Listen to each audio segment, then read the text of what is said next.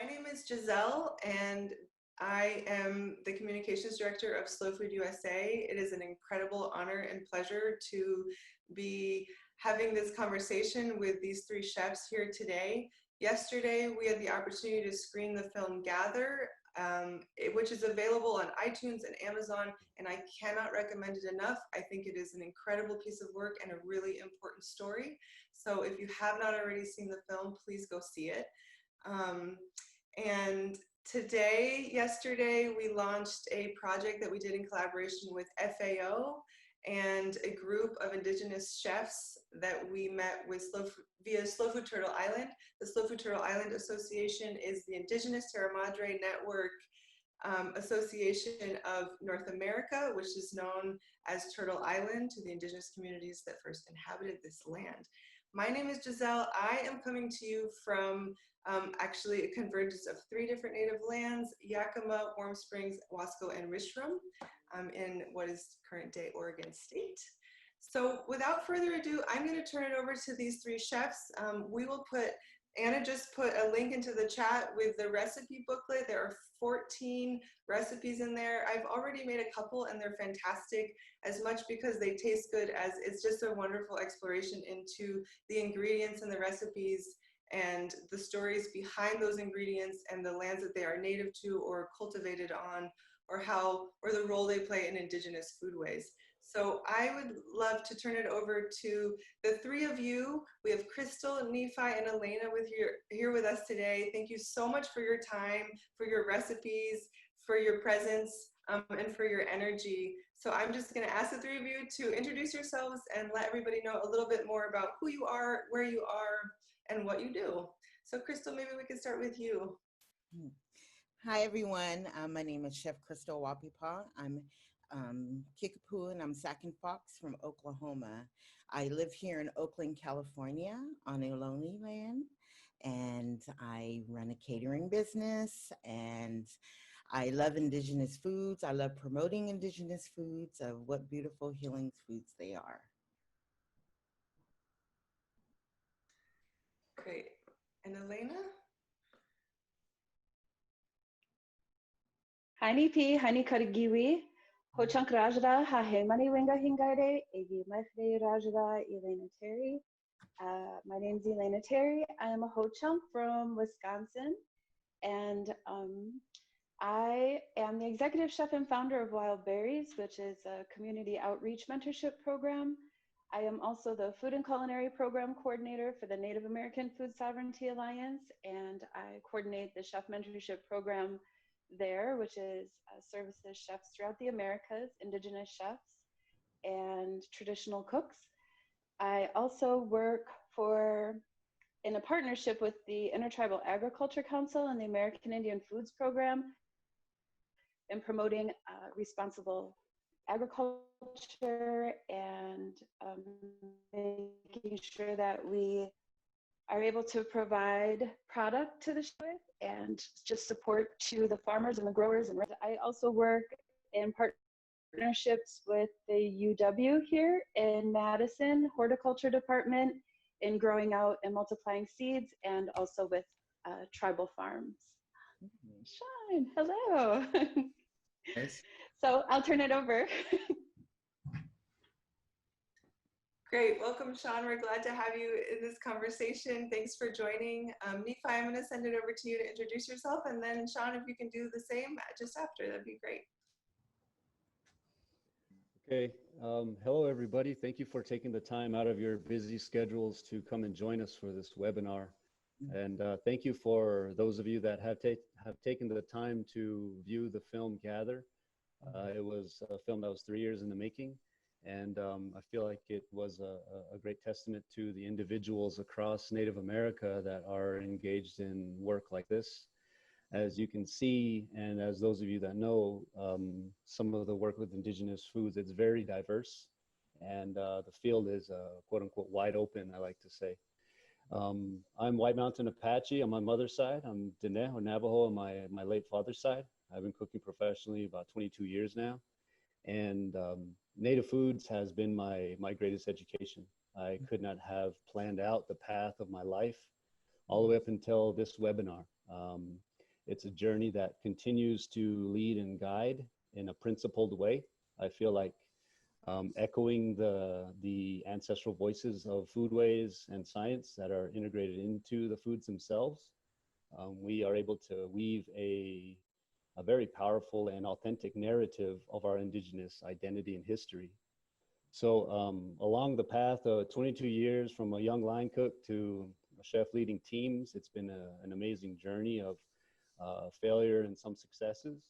And as you see in the film Gather, we talk about stuff like that because it's not a, it's a very, Indigenous foods is a pathway of vitality and resilience.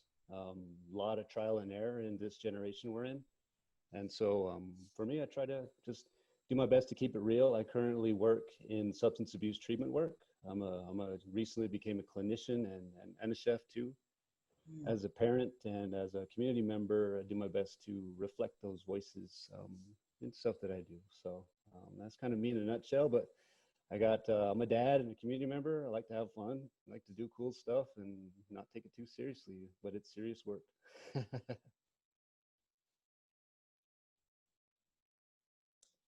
Excellent. Thank you, Nephi. Sean, would you mind introducing yourself and just letting us know a little bit more about you and where you are? Sure. Yaniwashte, my name is Sean Sherman. I am here in Minneapolis. It's a pretty nice fall day here, so it was like 35 degrees when I got up this morning, but the trees are beautiful. We've been working really hard. We have a lot of things moving. It's been such a crazy time period, of course, with the pandemic. And just restaurant industry and in general, but we feel really lucky because we've worked really hard the past few years to launch our nonprofit.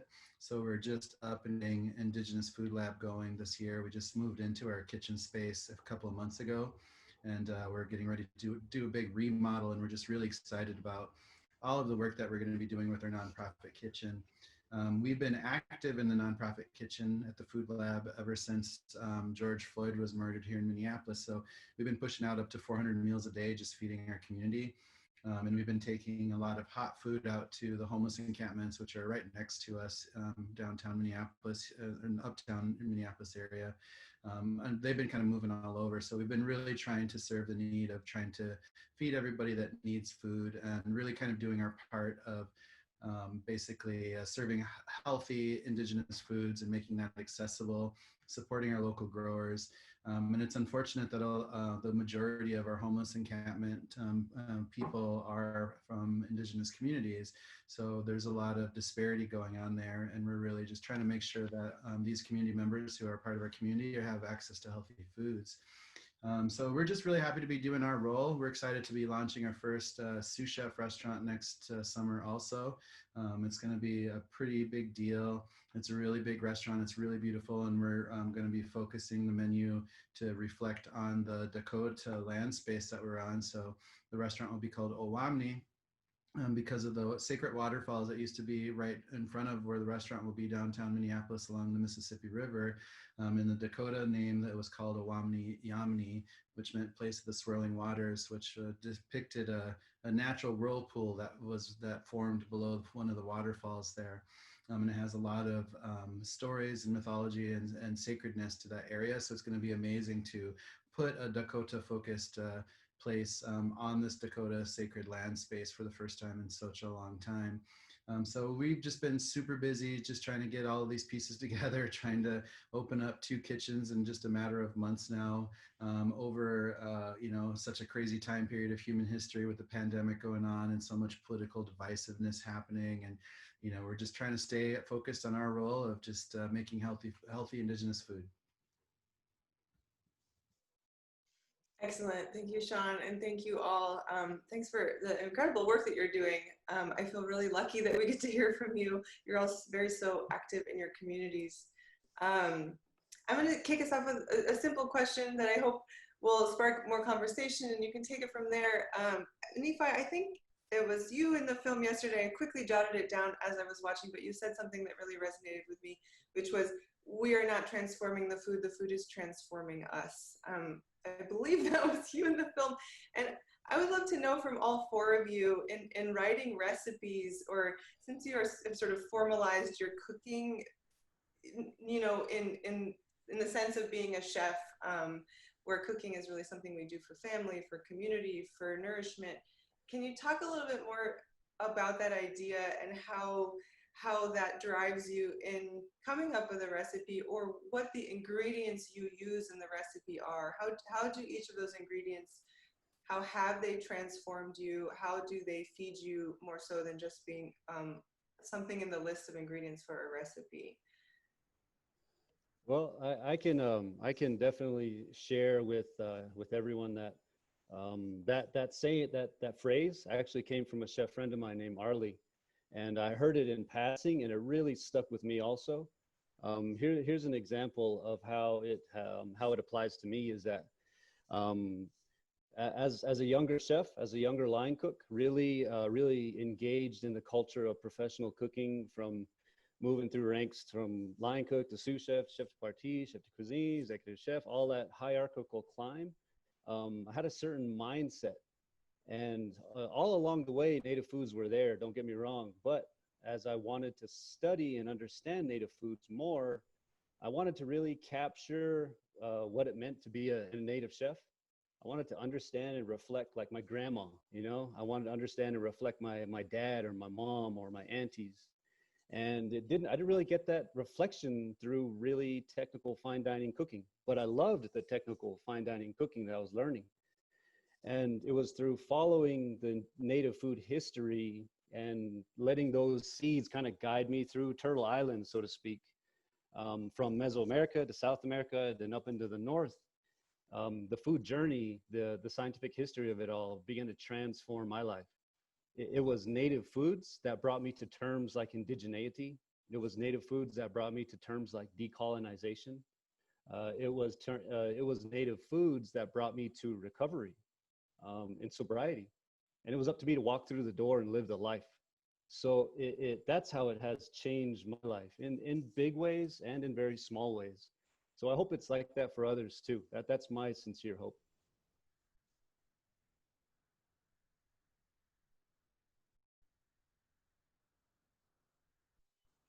I'll go ahead and say it's like that for me too. I mean, the connections that you have from your food, it feels different when you find something that you're going to eat in the woods. I know I made my recipe that I contributed was milkweed pods, and like everything about milkweed reminds me of being a kid with my grandparents and my great grandparents being out in fields. Like I have memories barely being able to pick up like the basket or the paper bag that I was using to go harvest this thing that like hurt to harvest because the milkweed would like get under your nails and your fingers would be sore. But being able to like, everybody would put their milkweed out on a blanket and we would go through it and clean it, and being able to contribute.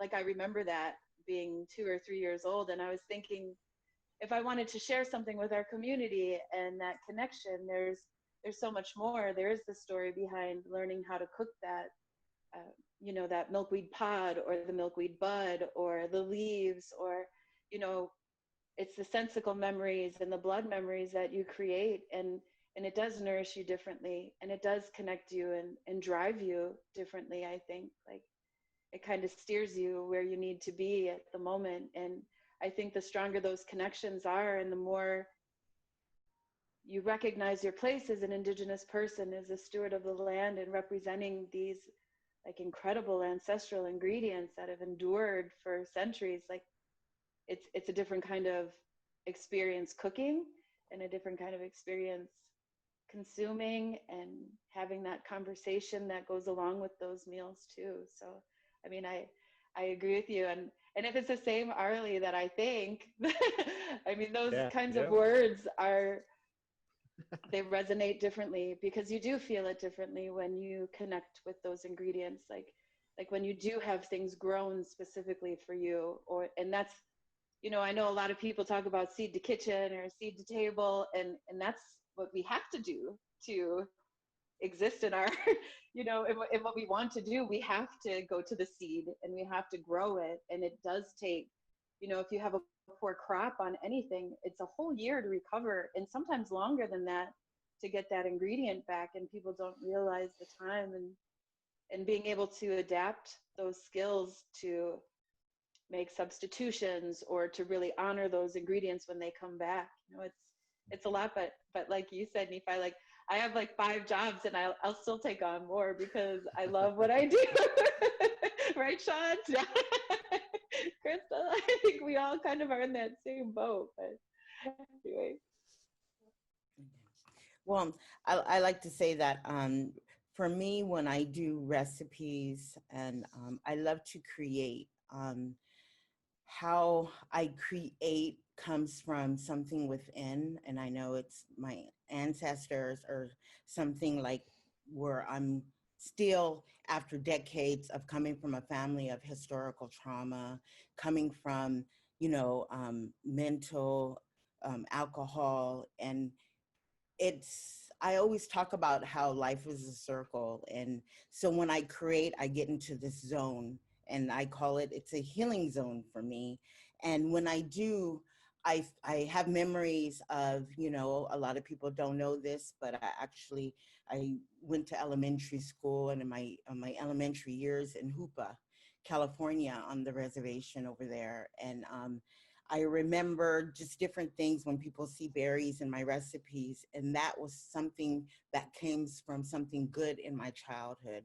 So when you see the huckleberries, I think of when my aunt would mention huckleberries, how, oh, the deer ate all the huckleberries. Oh, well, the rabbits, you know, just different things like that about what huckleberries and berries offer to our four-legged nation. And I think of those beautiful things. And so when I do create recipes, or like, for instance, I did I did an amaranth cornbread.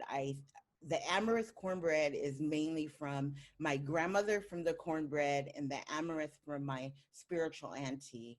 And I put all those different things together as it's not just a healing for me, but a healing for my community, a healing for people that can identify of how foods are medicine, and how it can nourish you, and how the energy it transfers. And Elena knows me, I always talk about that good energy. You want to put that good energy out there into each recipe or food that you make for people, because you don't know what they're going through. And when, you know, to me, I'm an energy person. You know, you got to have that good energy. And so that's how I create my recipes, and from good memories of not just my childhood, but maybe, let's say, for instance, if I was with one of my mentors or my chefs, and, you know, and something really good conversation came out of something, and of that ingredients, I like to add that in there, because I know that whole bowl of salad you see has awesome energy. And as we eat, you know, I'm not the kind of chef where, you know, I'm not the kind of chef to say, well, let's put this and let's that about the taste. I'm more about the taste always comes together as I create. And that's what I love about Indigenous foods, and the beauty of the foods is because of where it comes from, how it's healing, how it's eating by our four-legged. And, you know, I think of those kind of things. So when I create, so when people ask me, how'd you come up with this?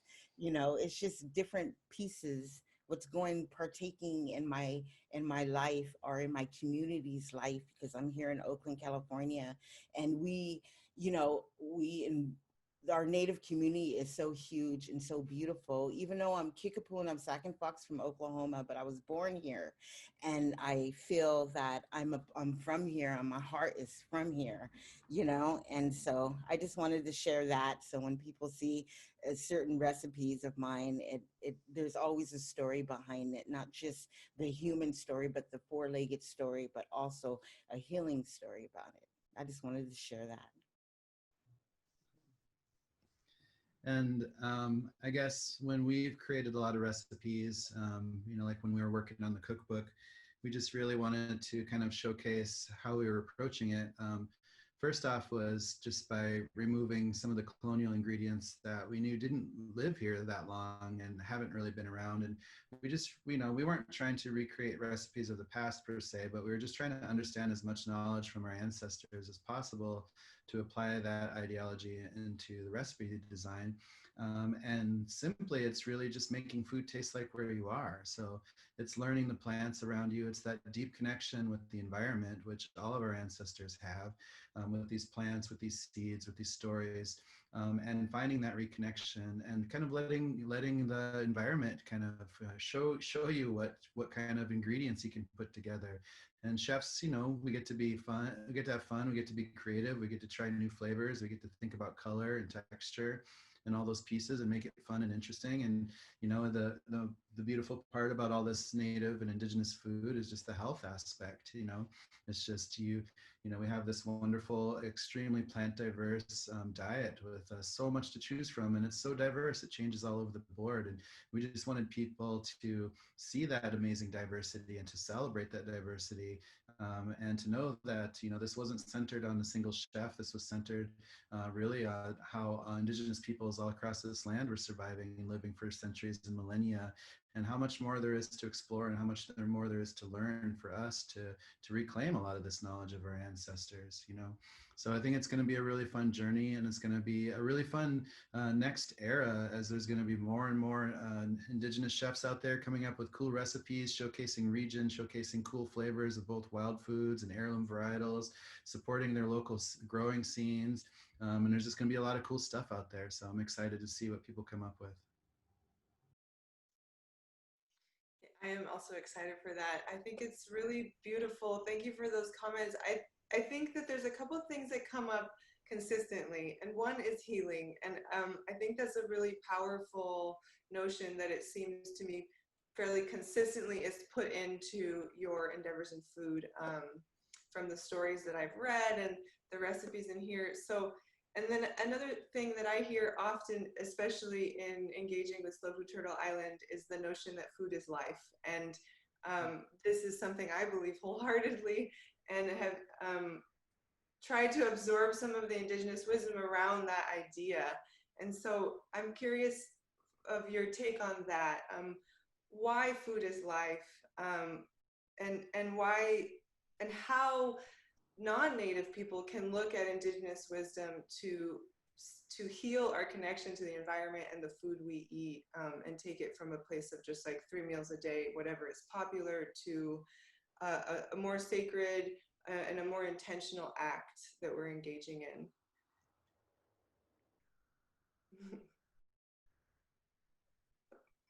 I'll say something on that. You know, for us, you do have to be a little bit more mindful. Those ingredients, they do come once a year, and it's something that, like what Crystal said, I mean, I just got some huckleberries when I was out in Oregon last week, and I mean, they were frozen, but I really actually closed my eyes and ate them and like tasted they were so delicious. But it's a treat, you know. And the milkweed or whatever things that you get from the earth, they're not readily available. You can't just go to the grocery store and purchase that. Like, you savor those flavors a little bit more and appreciate it a little bit more, knowing that that has to be hand harvested, you know, that there is intention when you're getting that food, and it's not done like for excess, it's done for a purpose.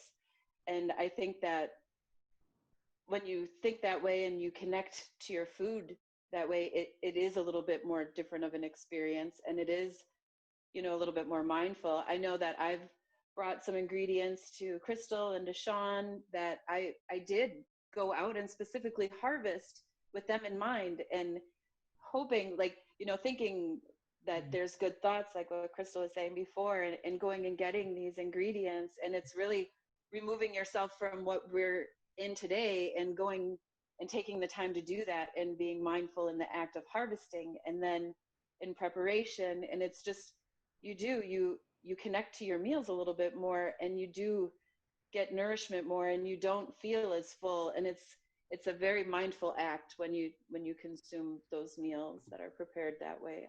I think for me, even preparing them, like Crystal sent me some ingredients, and I was thinking of her when I made that meal. It was for my family, but I was like thinking of and praying for her family and for the good things. And for our culture, it's really one of the best things that you can do by honoring a person is sharing a meal with them.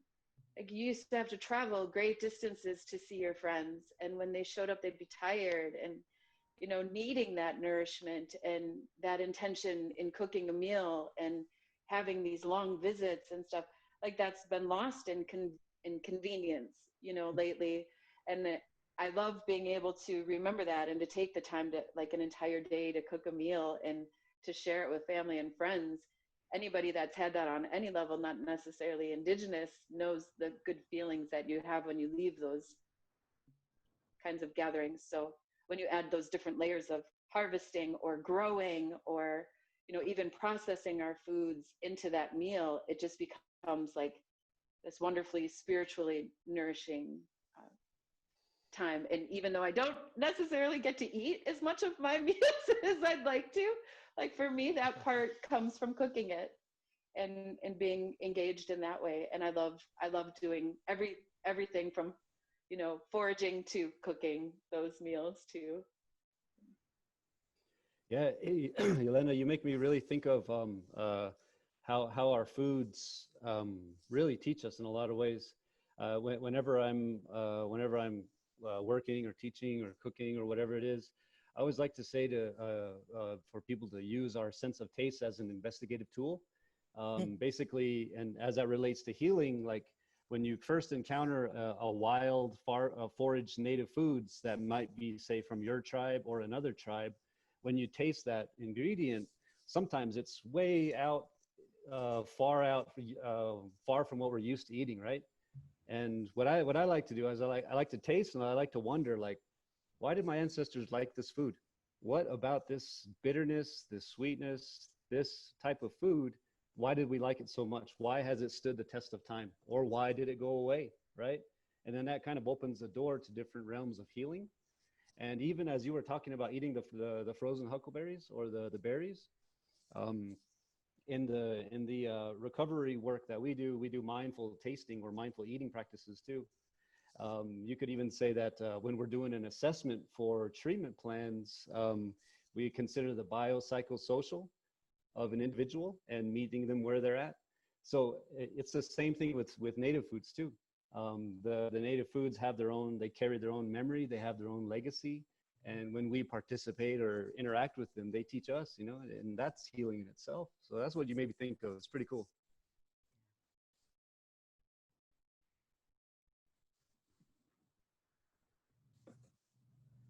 Thank you. I'm gonna leave a moment as it looks like maybe Sean was beginning to speak. Sorry, I thought I unmuted. I'll just say a couple little things really quick on the healing in life situation. I feel like as we've studied so much on how Indigenous food systems work, and we see so much commonalities of our Indigenous communities, not just here in the US, but really across the globe, because as Indigenous peoples, we've had the privilege of having families that could pass down generations of knowledge of how to live sustainably within our environment, utilizing our plant families and the animals around us and all the traditions and culture and everything that goes into all of that. And I think that's such an important thing. And it's really important to realize that Indigenous peoples basically had that amazing blueprint of living sustainably. And it's really just a wonderful way to look at how community-based food systems work, because we really need that right now at this day and age, especially with the pandemic happening, especially with our communities being over-reliant on food sources coming from outside of our communities. We should be doing everything we can to support our local food systems, utilizing local growers, utilizing our wild foods, and having a better understanding of the plants and the animals around us.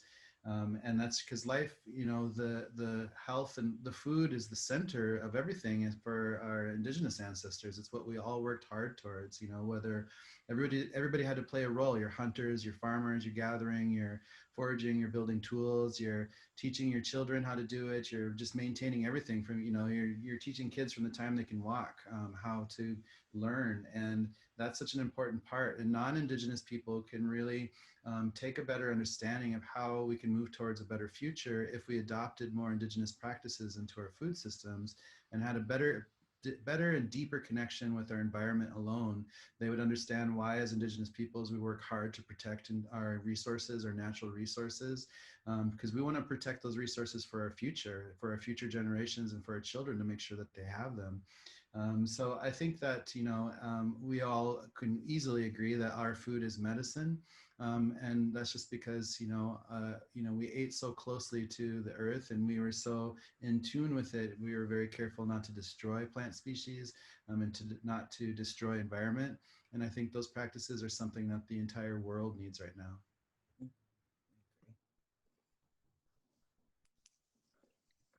Wonderful, thank you. I'm going to ask a question from Catherine on that note, which is, I think that the connection to the land is, of course, inevitable. This is the case around the world. Most cultural cuisine you will find is the primary ingredients are the ingredients that grow in the area where the people are cooking and have been for many, many years. And so there are several things in the recipe booklet and a few recipes in there that sort of have, whether it's milkweed pods or something else that might not be available in your area, or are over foraged. I think that this is, there's a balance that has to be struck here.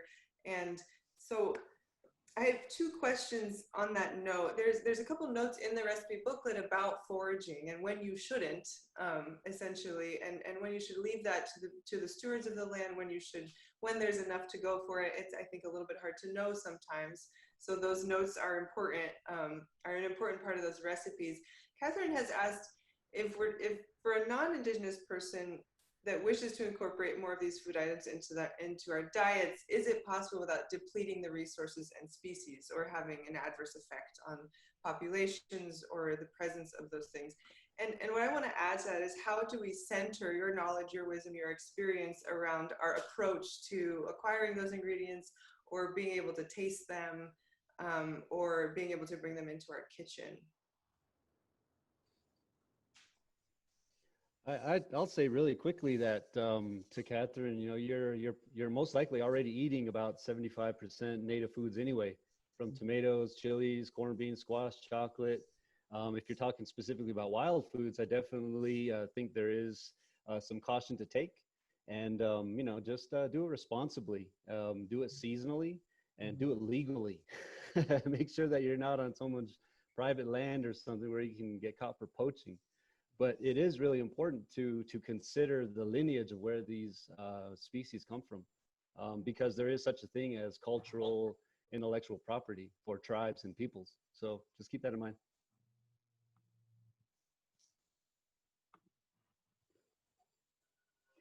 I'll kind of go along with what Nephi said.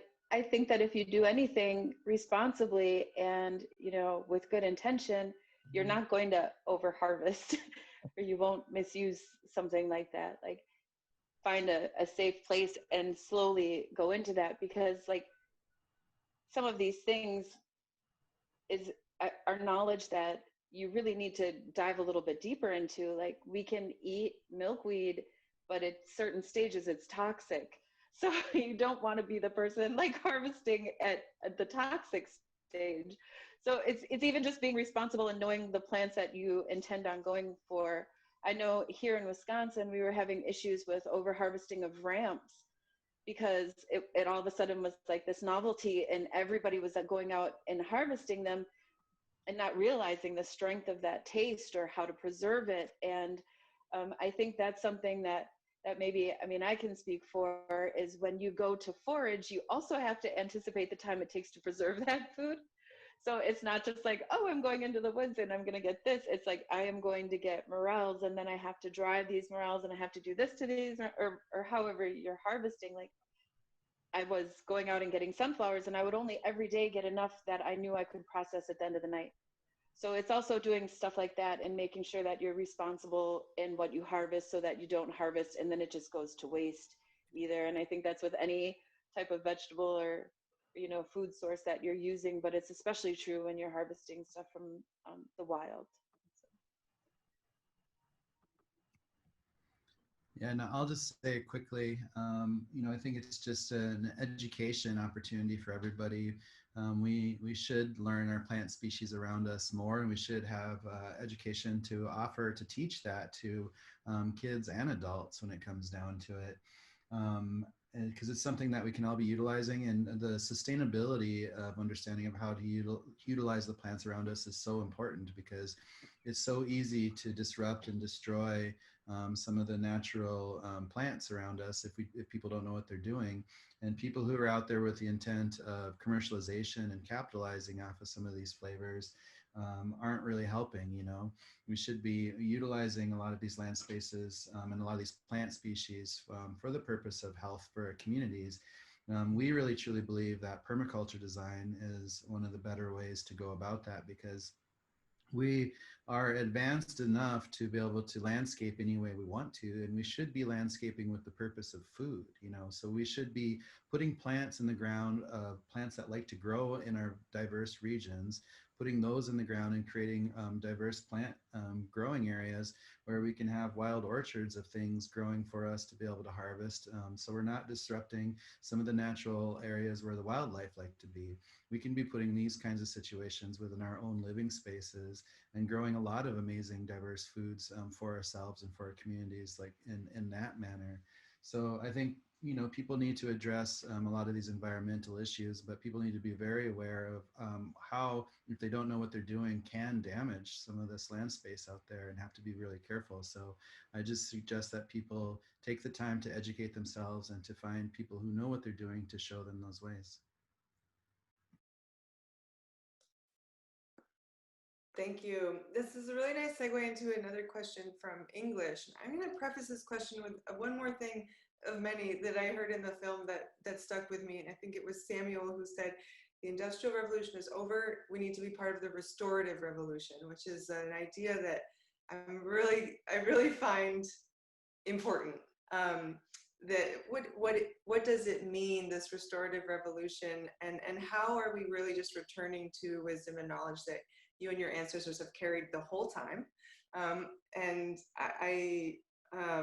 the question from English is, how can Indigenous knowledge around food and agriculture contribute to climate change adaptation? So how can we leverage that knowledge or bring in and center that knowledge in order to move towards sustainability, as you're mentioning, Sean? Or how do we pull that into our everyday lives and our actions and our policies and the future to create a restorative revolution, to create a life that will help us with the obvious and inevitable effects of climate change?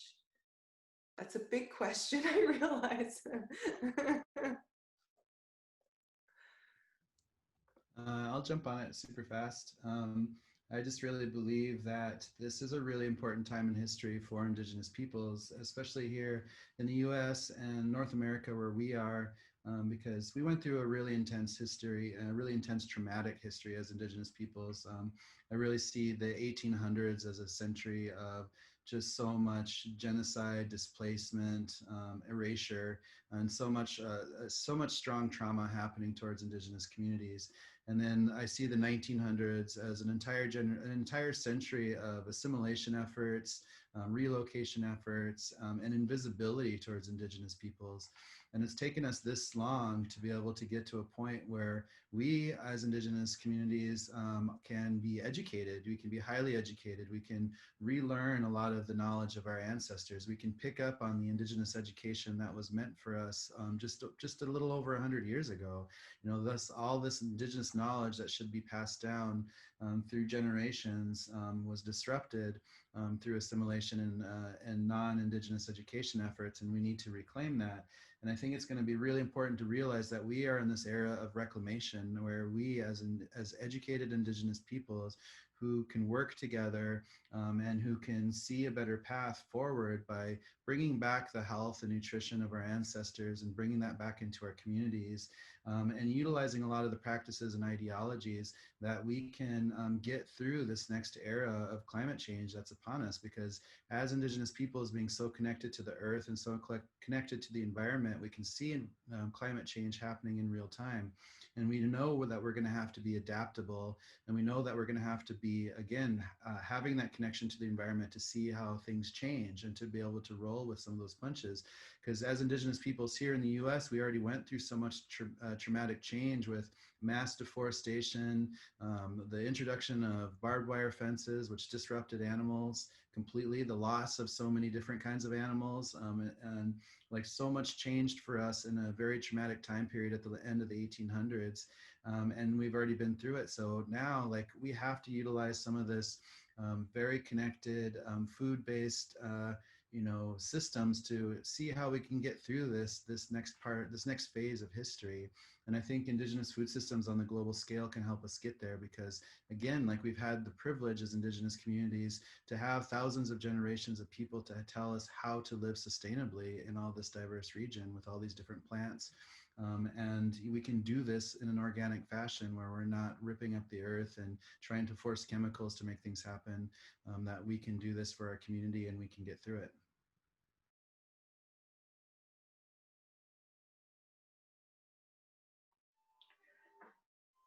I think I'd like to add to that too, like, what we really need to do, and as individuals and as communities, is realize that you can make a difference. Like, you can be part of this revolution, and you can make a conscious decision to say, I am going to be a little bit more mindful about waste, about how I walk this earth. And really, I mean, I've had the conversation with, several of you about, like, sharing that knowledge in a good way and getting it to as many people as we can, so that we can get them to where we're at and then push them forward in progress. And we are coming out of this, traumatic time, but we have the power right now to say that it's going to be different for our future. And everybody on this panel is using that power in a good way to make sure that we are paving a better future for the next generation. And I know that I'm blessed in being able to say that great strength comes from that nourishment in our food, and it does connect us to our ancestors, but it also connects us to our future. And how we treat the land now is what, not only those plants, those flavors, those blood memories are going to be left from our grandchildren or beyond that. And we have this moment right now, each of us, regardless of where you're at or whether or not you're Indigenous, to make a decision to do better, and that's really what it's about. And however that applies to you and how you feel with the land, or how you feel with how you consume each meal of every day, that's your decision. And what you can do is however far you want to take that. I mean, if everybody made small changes, we could make a huge difference in the world we leave for tomorrow. And I think that the small changes that have been made leading up to today have really shown us that. So what would happen if we collectively decide to make big changes, when it comes to our food systems? I totally agree with everyone on the panels, what Sean said and Elena said. And I was once told, and I totally believe this, about like our Mother Earth, even what's going on now in the COVID times, about, if all of us were more conscious about our earth and where we're putting our waste, because I believe that the Mother Earth right now, she's asking for help. She's telling us to take care of her more. That's why a lot here in California we have fires that's going on. The first thing I think when I with the fires, because we've been locked in our homes because of the smoke, I think of the four-legged ones, and I think of of all these chaotic times that's going on. And I honestly believe in my heart she is asking for us to for help and to to stop that. Stop what's going on of us abusing her. And this is where the fires come, and then the floods and everything, but they all work together. If just how the fires, floods, and the earth and all the water works together, I think all of us should work together, and just actually sustaining a lot of different things of waste, especially what's going on here. I only can speak from just an urban native point of view over what's going on over here in the city and things. But as there's times I travel up north, and I love our Mother Earth, and I love the trees and the redwoods, and they just totally speak to me.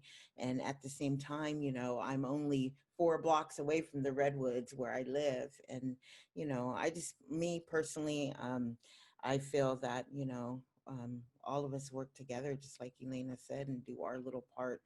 As just for me being an Indigenous chef, I have my part.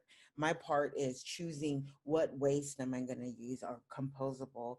We all have these different parts that we do as being Indigenous chef. And for me, it's more than, oh, I want to be a chef. It's more than that. It's more community, more health and wellness, more where am I going to get my foods, or who's really getting my deer, things like that. Or do they, how they live. I think of all those things. And this is the beauty part about being Indigenous chef, and how we feed our community and feed people that are interested into Indigenous foods, is one, how it's sourced, two, where it comes from. For me, I was raised, who's making your food? Are they living right? No. Just different things like that. And that's what I just wanted to say, especially on the environment. We have, she's here. She's beautiful. Mother Earth is telling us, take care of me, take care of me, and it's the same thing, how our water, our ocean, everything works together, and we should as humans. That's what basically I'm trying to say. Anyways, I just wanted to share that with you because that was on my heart. Thanks for sharing that. Thanks very much.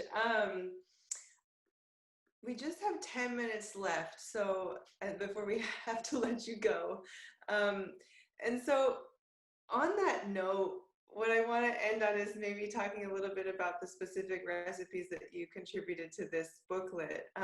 You all are making your food in restaurants. Some have already released a cookbook, that sort of thing. And this collection of recipes is really interesting to me because they go really well together. It was just sort of naturally became this sort of harmonious lineup of recipes. And you can download this cookbook from our website at any time.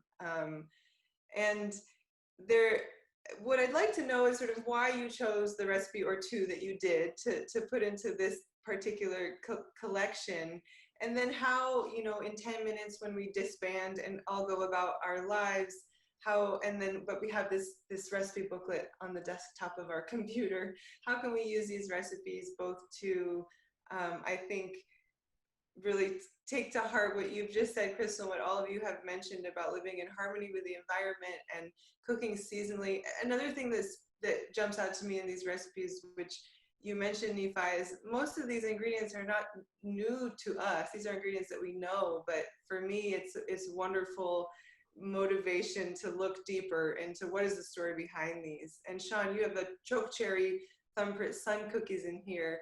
And then there's amaranth in here in your recipe, Crystal, which amaranth has sort of increased in popularity recently. Quinoa shows up in yours, Nephi, same thing for that. Butternut squash is going to be in every farmer's market right now. And Elena, you mentioned huckleberries in yours, which there's a ton of huckleberries in my region, but for a very short window of time. So why did you choose these recipes to put in this booklet? What is the sort of meaning and heart behind the ingredients or the recipes themselves. And then I'll pull in John's question with how do you approach balancing tradition and innovation in your cooking? So how are you merging the two? You've all spoken to this a little bit, but how do you merge the two, both in your own culinary desires for what you want to try and explore, and pulling in your tradition and the embodied knowledge of cooking that you carry from those that came before you? I'll go first. On the amaranth and cornbread, I chose that. One, I love corn. And then for the amaranth at the time, when I did these recipes, these are all the things that were being harvested at the time. And I have an aunt that lives over in Katati, and she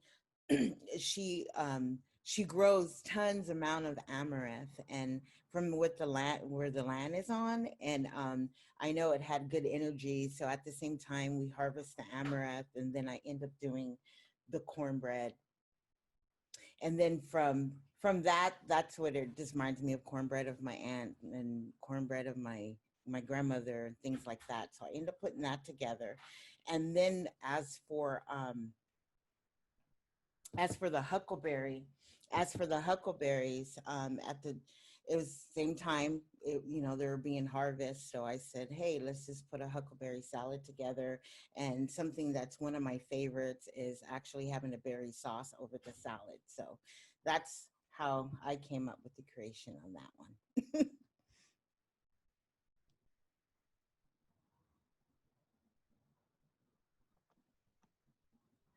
I can go next.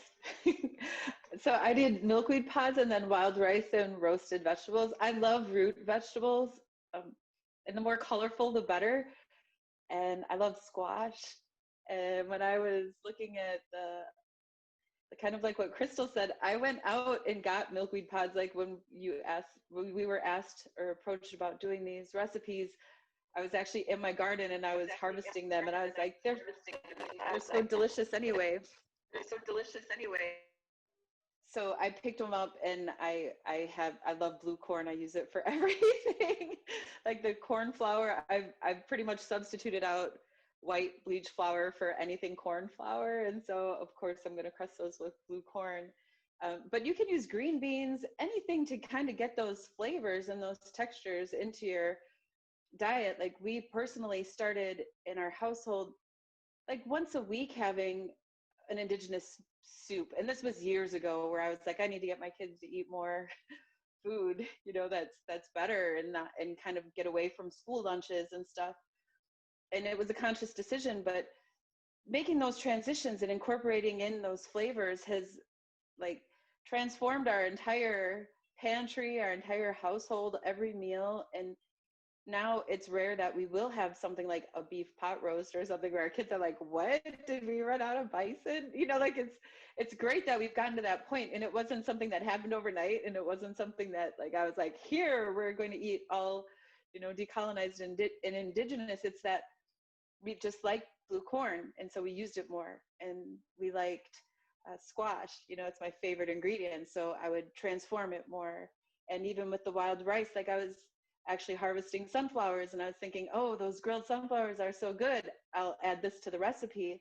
Even though you could substitute it out for like sweet corn, being able to know that you can enjoy that flavor, and it's so much more elevated if you roast a sunflower than if you roast a sweet corn, so it's even just being able to try those and know that sometimes there are going to be fails, but the more you get those flavors into your palate and you appreciate it, and you kind of develop this longing for them where you don't even realize it, and you blink your eyes and you don't even have white processed flour in your house anymore because nobody has a need for it, so I was thinking about those things and how you can substitute out, or how some of the ingredients like wild rice might be more universally available, or squash, but it's really just about getting those and knowing that you can consume them first, and then how you can kind of build on them. I don't like to really manipulate too much, is enhance what is already there when it comes to flavors or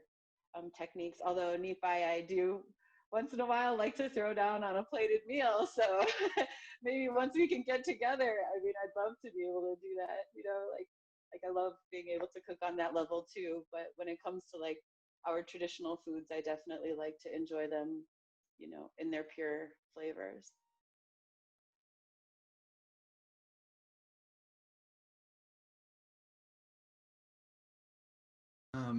I'll go real fast, Nephi, you can close it up.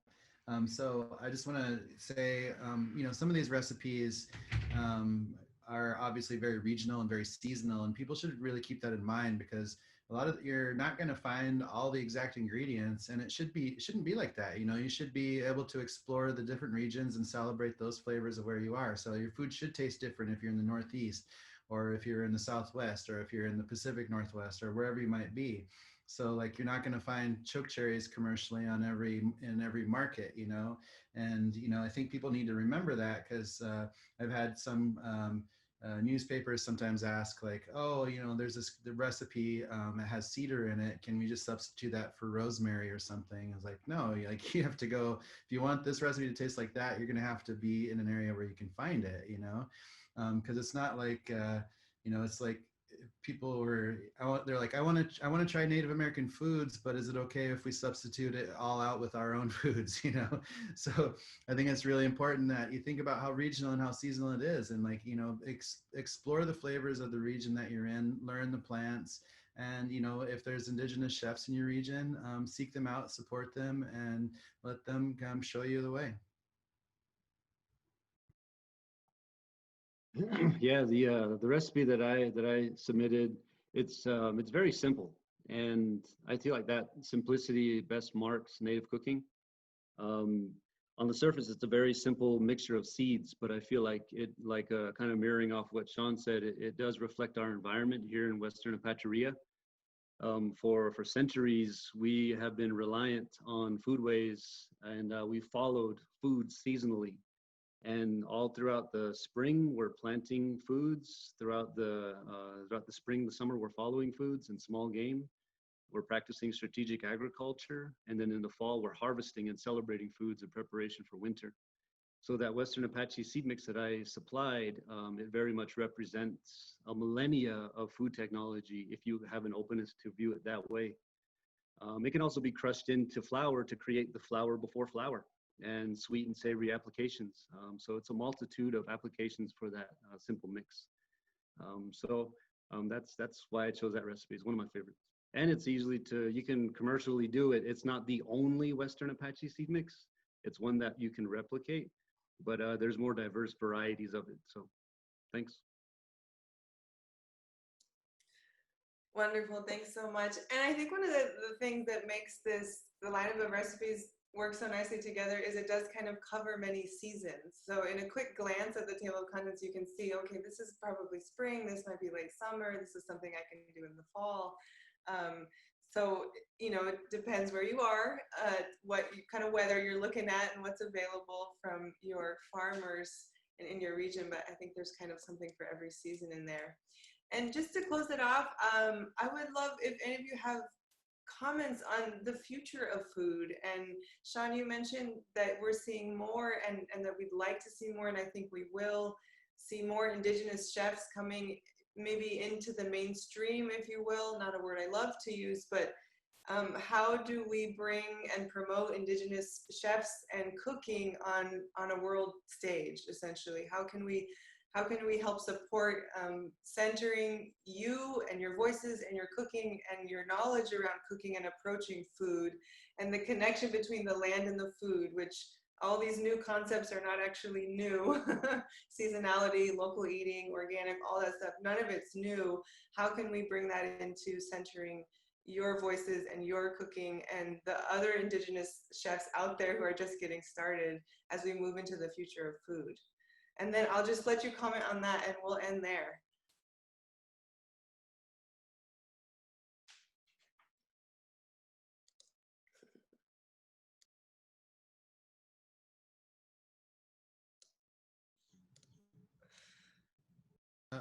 So I guess I'll go. Sorry, I'm moving offices as I'm speaking, so sorry about the moving around and being kicked out of my spot. Um, Anyways, I just really think that for a future of food, we have to understand how much value Indigenous knowledge and Indigenous wisdom holds for us on a global scale. And we have to, we just really need to focus on the importance of community-based, regionally based food systems, and celebrating again just that diversity, of just being closer to our environments, of being able to understand how to utilize a lot of these plants around us, because the Western diet has never really implemented or utilized this vast amount of plant life that sits around us. Our indigenous communities have been able to, over centuries and millennia, have been able to get so close and to know exactly which parts of the plants to harvest, how to utilize them for food, for medicine, for crafting, lodging, clothing, tools, you name it.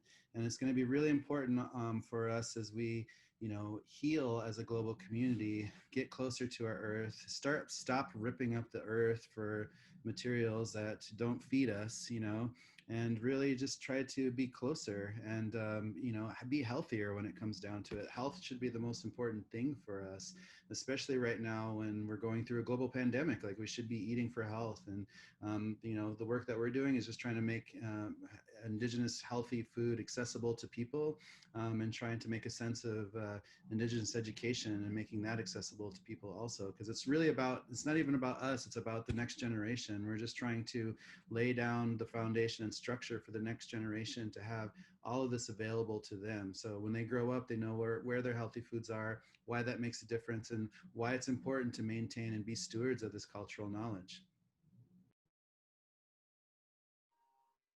I'll just add on a little bit to that too. We've actually had these conversations about, in an industry where it's very ego driven, we can't have that attitude. We really need to put our ego aside and share knowledge in a positive way where it can be retained by the future generations, and really get them up to where we're at and push them forward, so that they will have that knowledge for the future, so that they have more than we do. And that when we are clearing this path, we're doing it in a way that they're going to be able to not only retain, but want to share that knowledge with their children and their children's children, and to be able to really say that it's not about me, and it's not about Nephi or Crystal or Sean or any of the Indigenous chefs that are out speaking about the work that they're doing. It's about the ones that are coming behind us, and what can we do to make, if there's something that we can do to clear the way, to make it better, to help you succeed more than what we were able to do, then, let's stand shoulder to shoulder and clear that path. So, I mean, I'm a fan of all of your guys' work. I think you know that. And I'm not ever afraid to say it either. Like, I really just am like a cheerleader on the side rooting for you. So, like, everybody, I mean, what a wonderful film. Thank you for including me in the recipes, and for all the attention, and for the work that you guys do. I mean, I hope you know that if there's ever anything you need, you can come to me. Oh, that was well spoken, Elena. And I guess before we leave, I just want to say, definitely to Nephi, when I was coming out as an Indigenous chef, I seen my first article, and my first article was with you and what you were doing with your community. And I have that article connection with you, I guess. And it was like, oh my gosh, this guy is actually, he's living over here and I'm here in the Bay. And I just, that always was imprinted in me. And I just want to say, I love your work. I love what you represent. I love what you're doing for your community. And it's just, I think it's beautiful. And over the years went by, I always was one of those in the corner looking at you, and definitely Sean. And, I actually got to work with Sean and of his knowledge. And I honestly believe in my heart, and especially with Elena, she can agree with me. During these times of coming out as Indigenous chef, I always knew at a very young age I wanted to be Indigenous chef, but without you both, I'm going to say this from my heart, you guys inspired me to keep going and to keep doing what I've been doing in my community. And just, you know, seeing you guys and watching you guys, because of me being here in the Bay Area, sometimes it gets a little bit lonely, even though I have my community, huge support of my community, and I would not be what I'm doing. I would not be teaching and providing for my community without watching you guys. So I just want to say that. And it's been such a humble experience over the years, but I just want to say thank you. And it was, oh, if you want to know what article, it was from the Santa Fe market. And one time they asked me what I do the market, and then somehow the market emailed me, but you were on there. And then I was like, oh my gosh, but they never asked me to do the market. But I was like, oh my gosh, you know, but I just want to say that was my first time as Indigenous chef of actually understanding what somebody's actually doing in a different way in their community, what I was doing. And I love that part. And so that's for the future Indigenous chefs. I love sharing different stories of how I first started and me growing up here in the Bay Area, you know, and I always love the part where I run into people or doing what I'm doing, but in a different way. And I just want to say to future Indigenous chefs, you know, um, you guys are so blessed because everybody's out there, and you guys are so, we see it. I see it everywhere, and I'm like, oh my gosh, what about 15 years ago? You know, but I just want to say thank you. I can go on and saying thank you, but I just want to say from my heart and from my community, without you guys making that path, I could not do what I'm doing in my community. I just want to give you that. All right, thank you for that, Crystal. I remember that article, and I was really happy about it too. I think for the future of Native chefs that are coming up, also, I just want to add that have a sense of courageous humility as you're moving forward. You're coming into a field that's wide open, that where the foods can take you in almost any direction you want.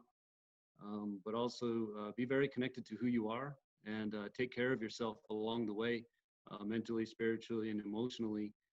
Because it is a journey, and you will encounter a lot of adversity along the way, because what we are, this age of reclamation in terms of landscape, identity, and history for us as Native peoples, there's a lot of,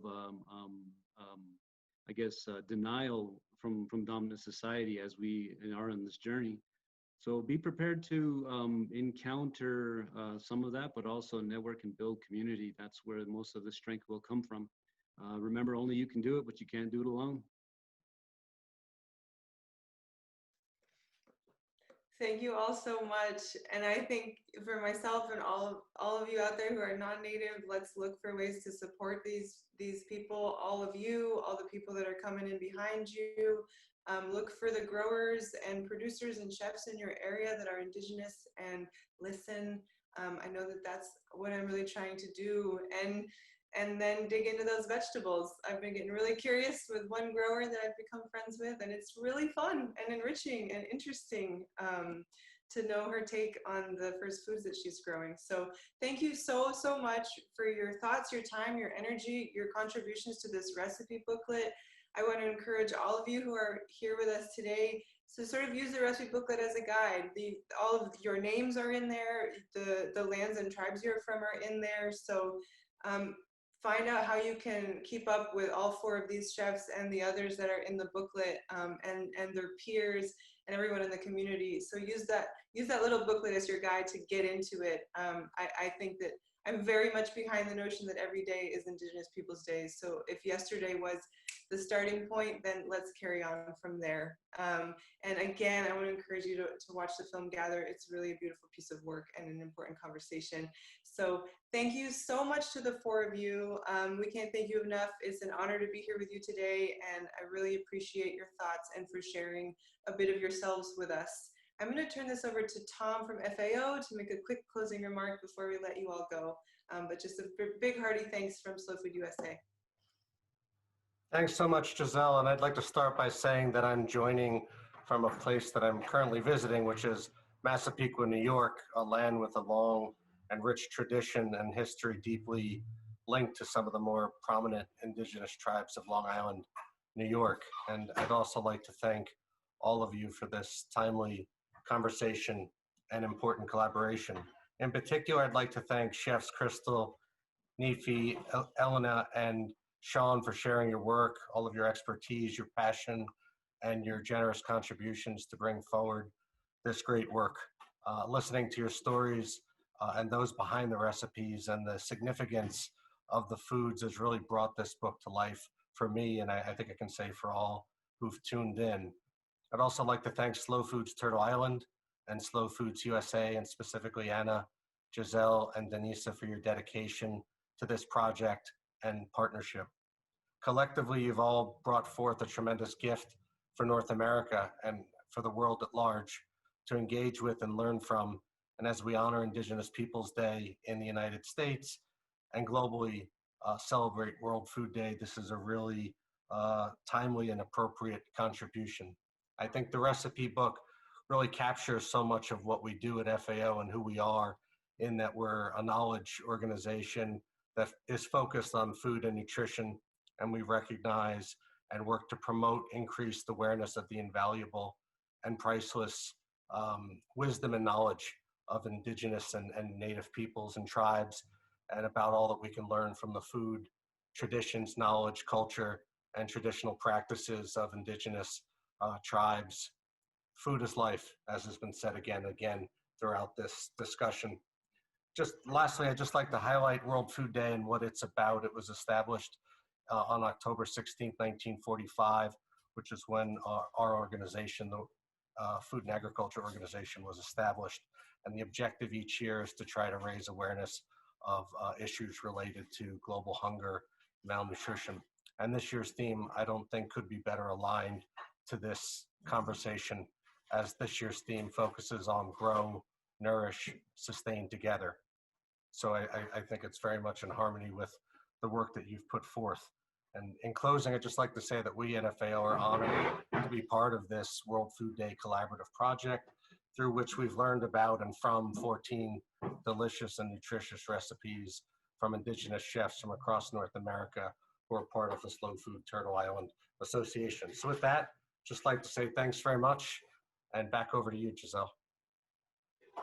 Great, thank you. Maybe our chefs can turn their mics on and say goodbye in whatever way is most natural for you. Thank you so much. That's it. Thank you to the four of you for joining us today. We are really grateful for you. Yeah, see you. I'll see everybody soon. Yeah.